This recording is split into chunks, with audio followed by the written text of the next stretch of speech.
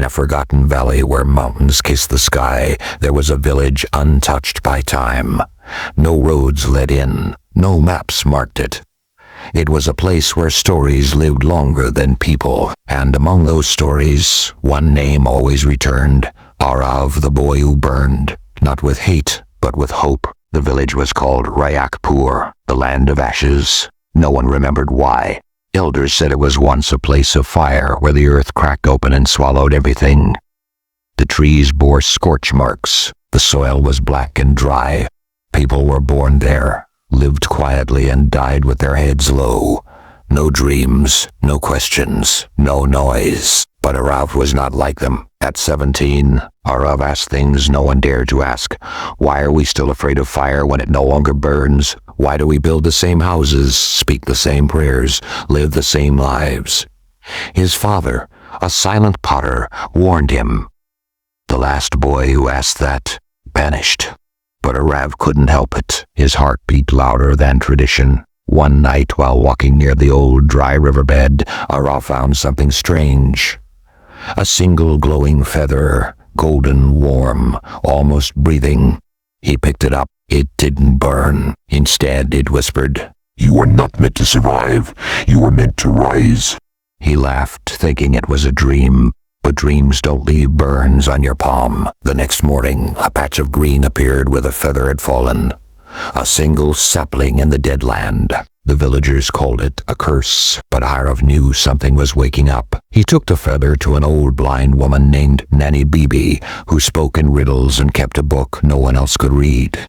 She touched the feather and froze. "It's back," she whispered. "The phoenix." Aarav blinked. "What?" She told him a legend buried under ash. Once this valley had a guardian, a firebird. When people became selfish and forgot the land, it burned everything, including itself. But it promised to return, not in feathers, but in flesh. In a boy, she added. A boy not afraid to burn. Aarav's hands trembled. Till that night, dreams turned into visions. Aarav saw a great bird trapped under earth and ash, screaming for light. Its wings were broken. Its fire was dying. He woke up with his clothes smoking but not burned. The villagers had had enough. They called him cursed, possessed. Even his father backed away. Only Nanny Bibi stood by him. "You have two choices," she said. "Run like the rest, or rise like the myth." He chose to rise. She gave him a map, or what looked like one, inked in charcoal and ash. It led to the pit, a place so scorched even birds avoided it. The journey took 2 days. No food, no shade, just heat. At the center of the wasteland was a giant crater, black, silent, endless. He climbed down. The deeper he went, the more the air felt alive. The walls glowed faintly. The feather in his pocket caught fire, not destructive, but warm. At the bottom, he found bones, not human, gigantic, wings, a beak. The phoenix had died here. And then a voice from nowhere and everywhere. "If you want to rise, you must first burn." All of you. Aarav stepped forward. No fear, just purpose. He laid the feather on his chest and closed his eyes. Fire exploded. No scream, no pain, just light, golden, blinding.